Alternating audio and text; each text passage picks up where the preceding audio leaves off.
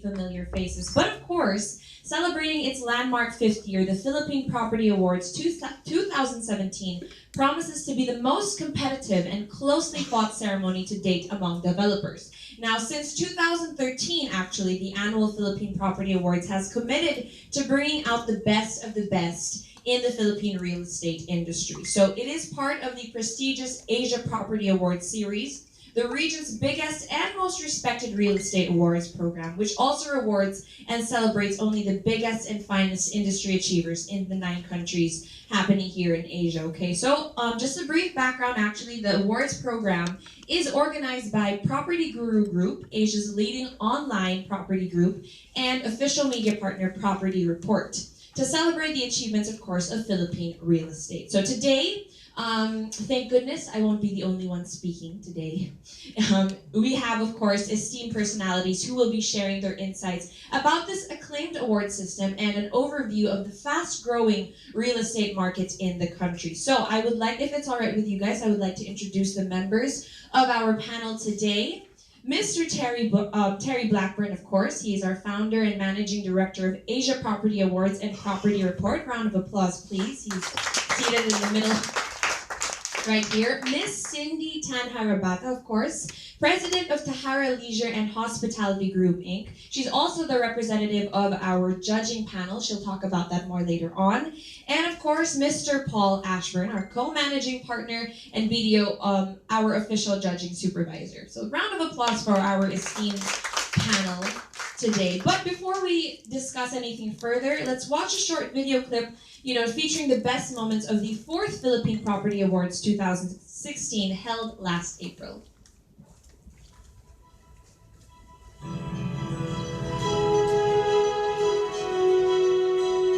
Only one winner, and so our winner of Best Developer Philippines 2016 is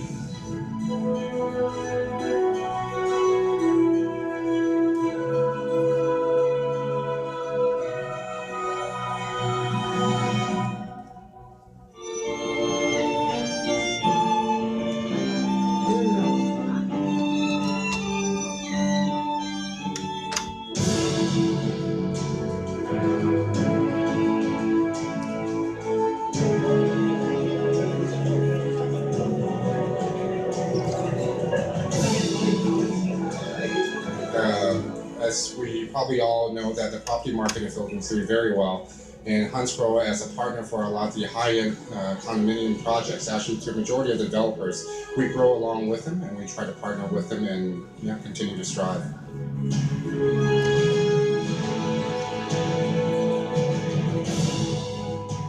Oh, I like the idea of watching all of these awards, so at least you know the standards of the industry. This is a very good award. This is my first time to attend, and clearly they're raising the standards of real estate in the Philippines.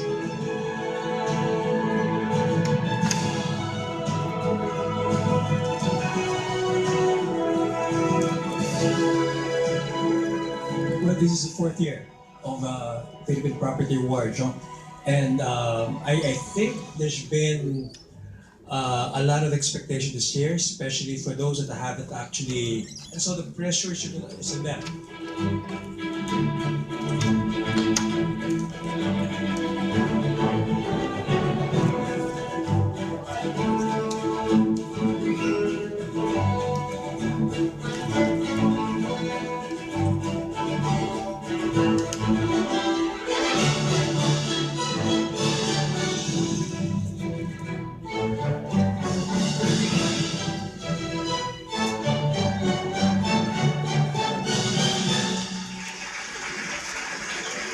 good evening, everyone. Yes, thank you so much for being here to each and every one of you, ladies and gentlemen and friends. Welcome to the 4th, we believe it, the 4th Philippines Property Award, presented by Hansgrohe and organized by the Property Group. It's been a great pleasure to open the awards for the 4th Philippines Property Awards.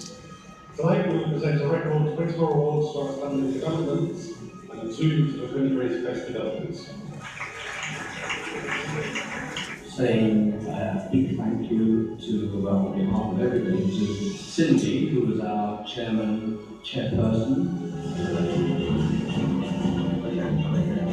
What a beautiful looking crowd.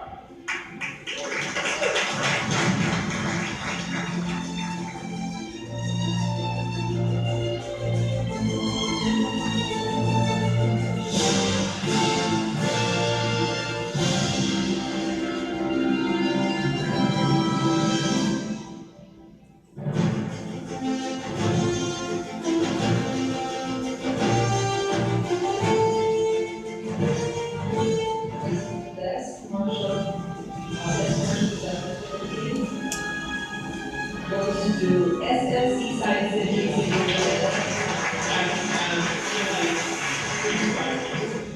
Such an honor. Thank you very much.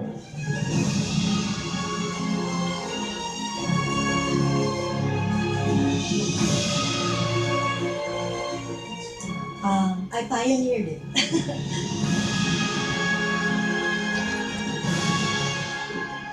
We look forward to delivering more innovative and creative projects in the future. You'll see more of us. Okay, see you next year. Greatest thing, that's LCD and group working.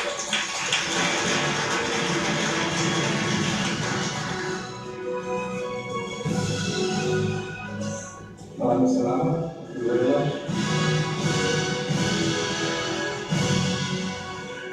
And so, our winner for Best Developer Philippines 2016 is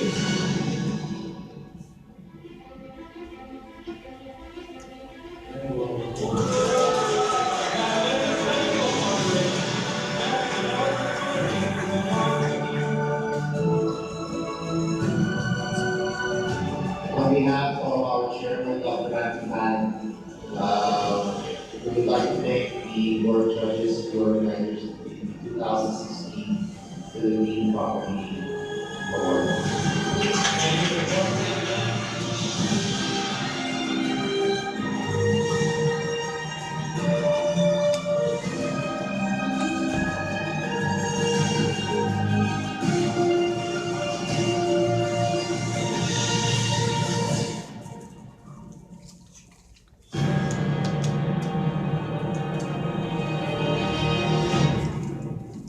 All right.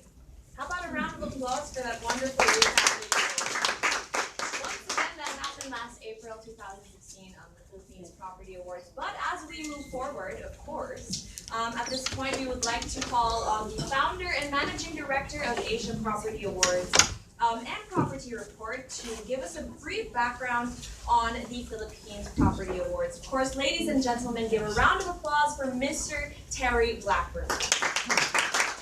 Thank you very much. I'll keep this relatively brief since as we're back in our 5th year, I'm sure a lot of you are already quite familiar with the awards and from attending the gala dinner as well as previous press conferences. So, as you may recall, the Philippines Property Awards are part of the Asia Property Awards, which is the region's largest and best established real estate event run across 9 different countries. So Philippines Property Awards are part of the Southeast Asia Property Awards section of that. So that's every country in Southeast Asia, apart from Brunei and Laos, has its own separate property awards, each aimed at the local market, not local country, but the awards broadly similar across all the different countries, so all the winners can come together in the best of the best, which are rewarded each year in Singapore at the Southeast Asia Property Awards Grand Finale. So we're very pleased to be back again, looking ahead to the 5th year for May next year for the gala dinner. The awards have grown very rapidly over the last 5 years. Philippines is one of the most exciting markets for us, one of the fastest growing markets. And we're pleased to see that we've been able to really get the awards beyond the core of Metro Manila. And seeing more and more entries from Cebu, from Davao, as well as up-and-coming resort markets, Palawan, Boracay, Puerto Princesa, all being acknowledged and rewarded. So, quick review of how the process works. After we open to nominations can be done through our website, which is asiapropertyawards.com. They're open to everybody, so we always encourage members of the public to nominate their favourite developments, as well as clients of developers and developers' colleagues. We're looking to identify the best contemporary developments that are currently in the country at the moment. And we define contemporary as a development that will either be finished in January 2017 or will be expected to be finished in the next 3 years after that. So the judges are looking for developments that have got substantial amounts of construction already. It's a very important part of the process that we have site inspections for all shortlisted properties.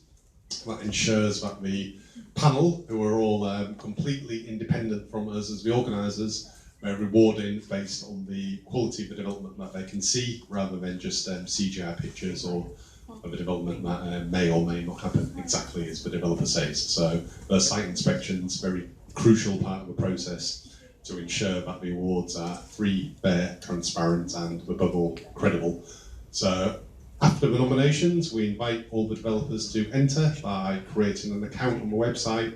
Once they've created that account, they can go in and enter as many developments and as many categories as they are eligible in. After they've completed the entry form, which is I think about 24 questions, plus photos, video, if they want to upload that gets passed on to the panel of judges. The judges review those entries and then create a long list.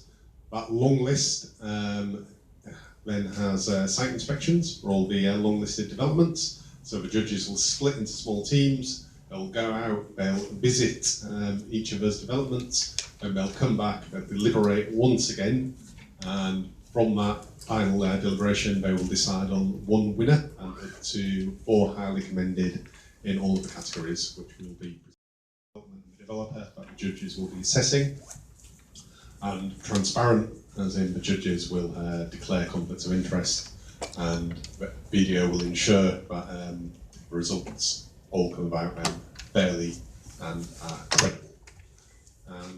Cindy will also be talking a bit more about the independent panel. So we've had 10 on the panel this year, I believe, including Monique, who's just joined us here today, and Eric, who's returning for a third year, and Cindy, veteran of 50 year now coming up.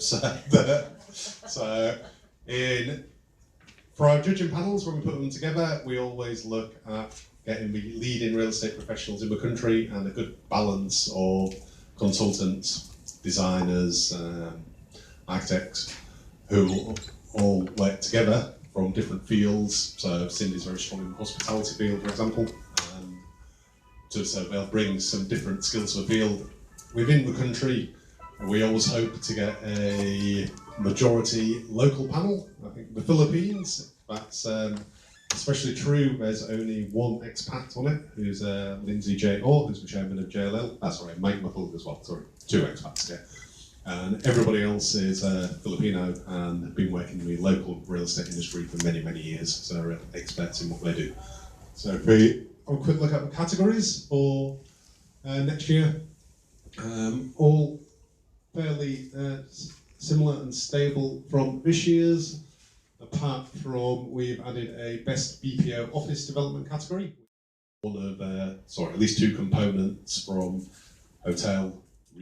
As we move on in our program, we would also like to invite Mr. Paul Ashburn from BDO, one of the world's largest accounting and auditing firms and the official judging supervisor of the Philippines Property Awards, to impart a few words for all of us this afternoon, or morning. Is it still good morning?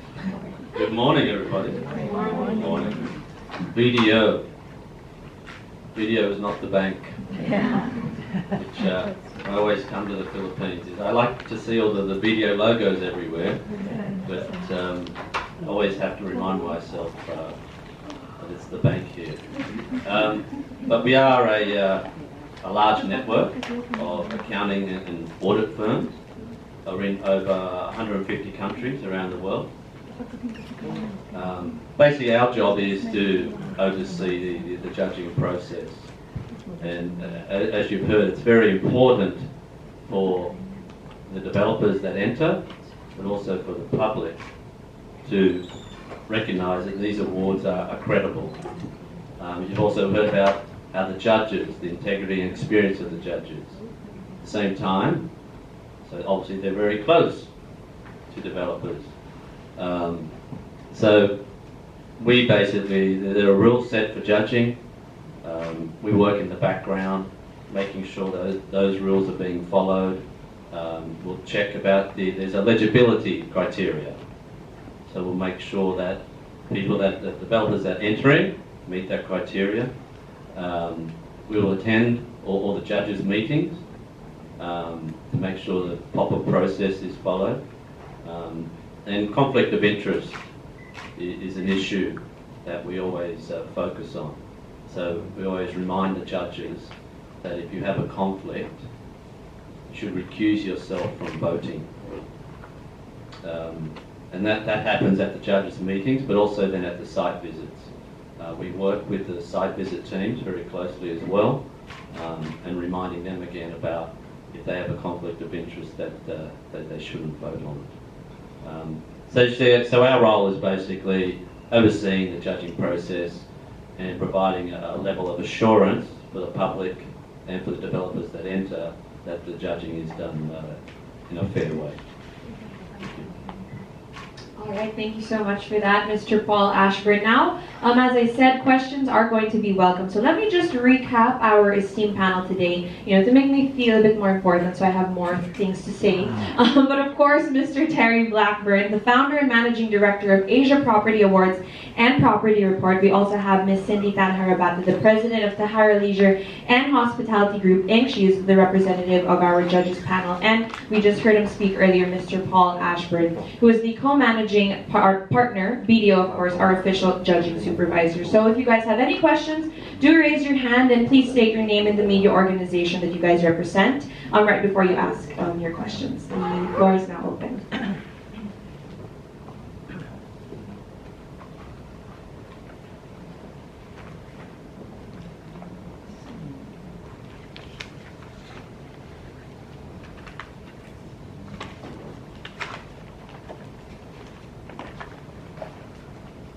Hi, good morning. Mars from Your Happy Camper online site. You mentioned it's an Asian group judging, right? As far as the Philippines is concerned and our neighboring countries in Asia, how do we fare as far as property is concerned? Is Singapore like much better than us, or Hong Kong, or Thailand, or how is the ranking of Philippines in terms of property development? I can confirm that Singapore's certainly more expensive. Not quite sure about better, since that's a very subjective judgment. Yeah, I think we can broadly split into the more developed markets such as Singapore and Malaysia, and then put Philippines together on a similar level as maybe Thailand and Indonesia in terms of fast-growing emerging markets, delivering very high-quality developments, and certainly in terms of the standard of construction and standards of the design, the innovation there, then they're a match for any regional players. I'm sure Monique can maybe add a little more there. We're actually very competitive. I personally do property consulting, and way back in 1994, we consulted with Rockwell. And in fact, if you look at Rockwell, this is very much based in the other countries. We always look at best practices, and so if you look at Rockwell, it's very similar to properties in Hong Kong and in Singapore, even with the quality. And again, if you look at the architectural firms, we're actually very much in demand. Most of the properties in the property developers in Singapore and Hong Kong actually prefer to also have Filipino architects. So we're very competitive in that sense. Thank you.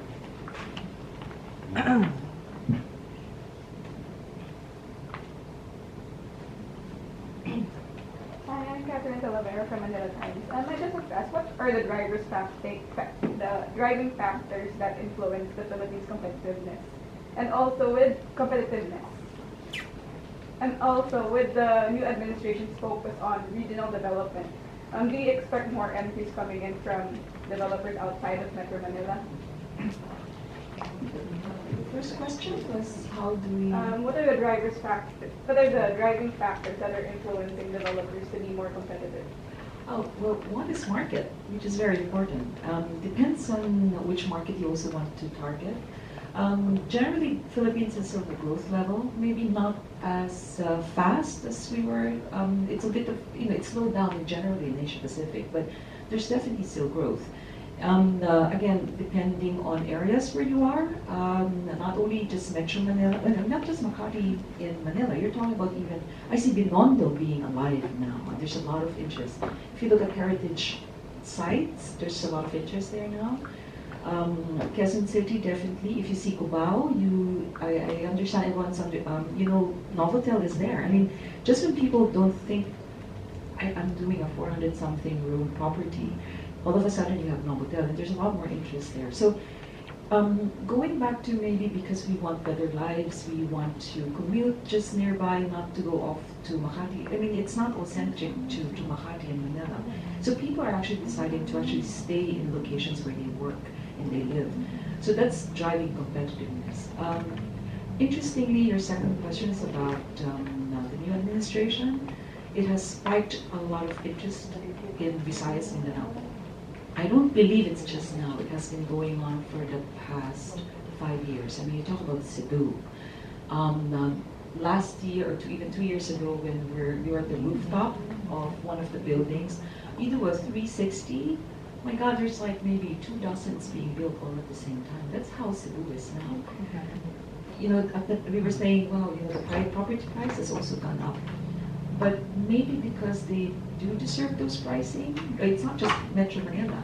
So you see that growth, but it's not just Cebu alone. There you are in the leisure destination. There's a lot more interesting sites as well.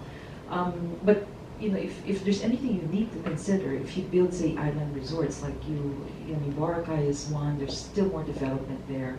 I personally think maybe better planning would definitely help.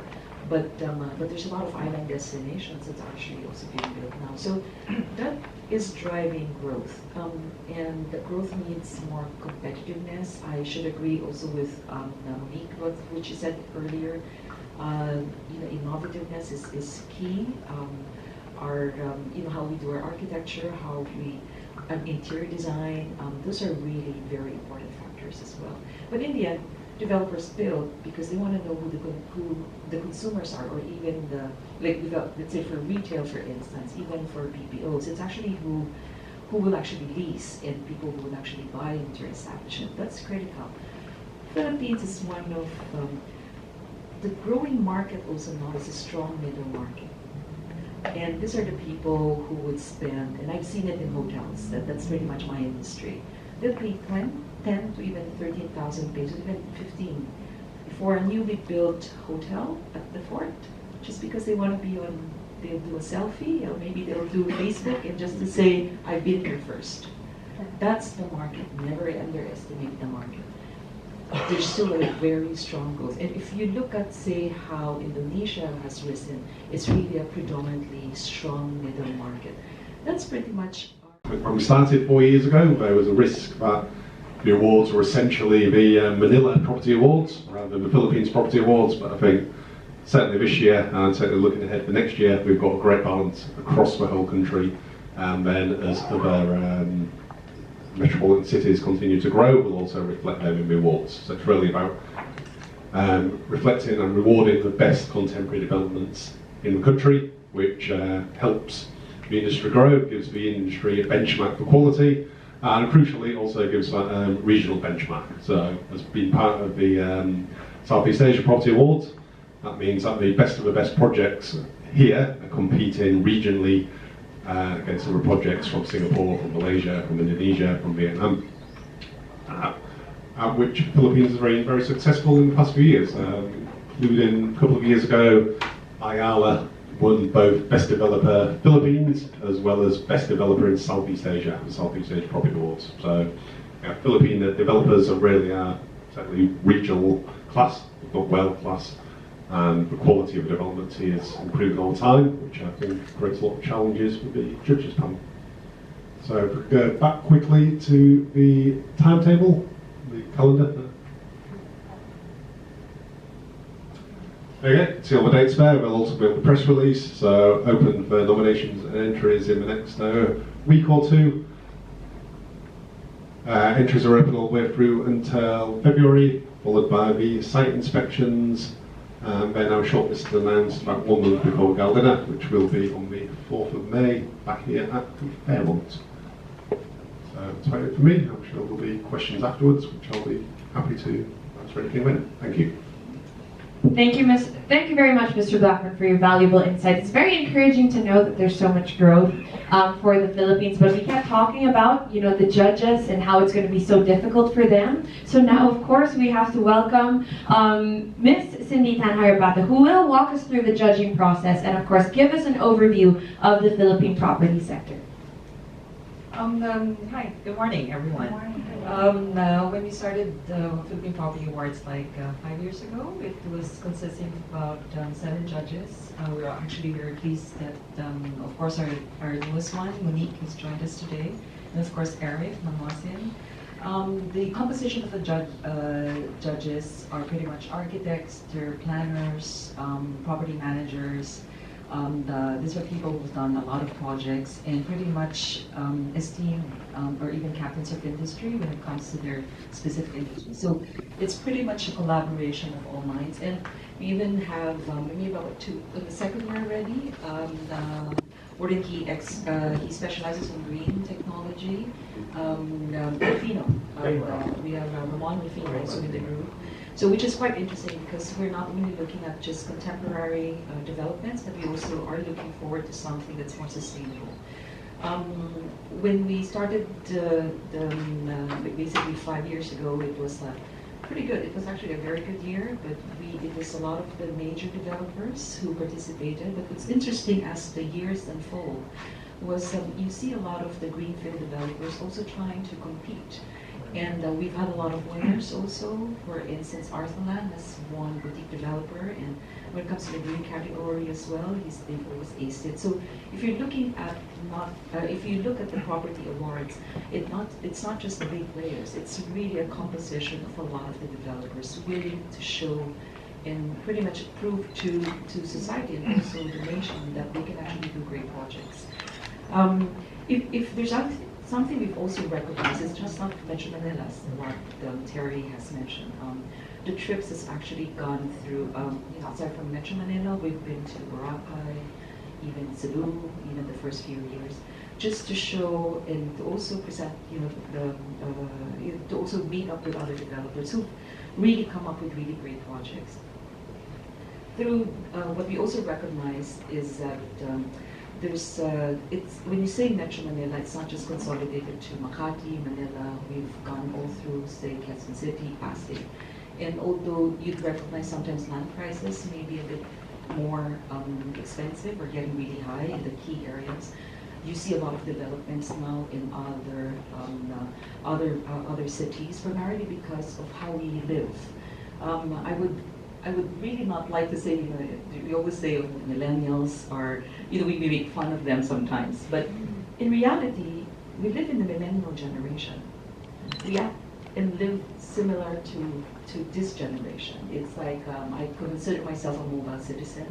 You just give me my laptop, I can travel and work anywhere, basically. I mean, Terry was just showing off his new gadget now, which trying to be upgraded. So, but that's pretty much, if you look at it, that's pretty much how the nation is. It's not just us. You're talking about the world and how global citizen acts now. So when you talk about global citizen, what does that mean? You want to live, work, socialize, meet, greet people in pretty much your own area. We don't like the traffic anymore. So we try, and that's the reason why there's quite a number of developments not only happening in Philippines, but in Southeast Asia and even the world. So going back to how we do the judging. Like what Terry said earlier, so we convene together, look at the categories, if there's anything we need to add or it doesn't work, and we look at it again. Then, of course, the schedules were set. It takes about, we schedule, say, which days. It takes about from 4 to 6 days. It's a good thing it's summer now because we used to do the site visits during the rainy days, so it takes longer that way. But we divided among all the judges. We also have site judges who are in sometimes. So aside from the 10, we still have some extensions because of the coverage of the area. So there's a lot of work, but there's a lot of fulfillment that goes with it also, especially when the awards, the awarding actually comes, because then you know pretty much the qualified people who, per category is actually also mentioned. But Cebu, this time there's also a strong interest in Cebu. I would remember sometimes if I see the Philippine Property Awards, I take the photo and send it off to Terry, because you're always excited to see the banners also there. But we're totally independent in a sense wherein we have to judge based on our capacity. And I mean, we always feel whenever we do the judging, of course, Terry and also Paul is actually also with us. So that's pretty much how we go through the process. But if there's anything interesting, it's really a collaboration of all the talents in different industry, and we always wish the winners the best. So I think that's it. Thank you so much, Ms. Cindy Tanharabal, for walking us through the judging process. If you guys have any questions, 12 months to pay. You're talking about properties where, in the end, we're Asians. We like to buy properties ourselves because, in the end, it's really pride of ownership. So you talk about OFWs, you talk about the BPOs. It's phenomenal growth. So that's something we should always consider.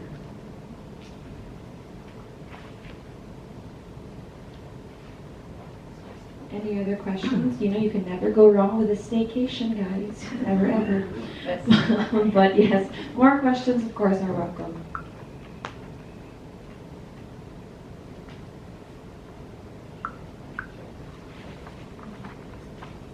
Maybe I should add to your question. When the president assumed presidency, right? In June, there were a lot of news. We were never lacking in news. We have news front, right, center. And basically, his pronouncements was firstly improvement in infrastructure, the airport, the EDSA, and dealing with traffic. So that's number one. When you look at property, infrastructure is actually very important. Number two is the DOF, the Department of Finance, actually mentioned that they were going to relaunch the REIT, which is the REIT, and they will be looking at hopefully reducing the 12% VAT and the public float. So those are key, and that will actually invite a lot more of foreign investments into the Philippines. So those two are key: taxes and the infrastructure.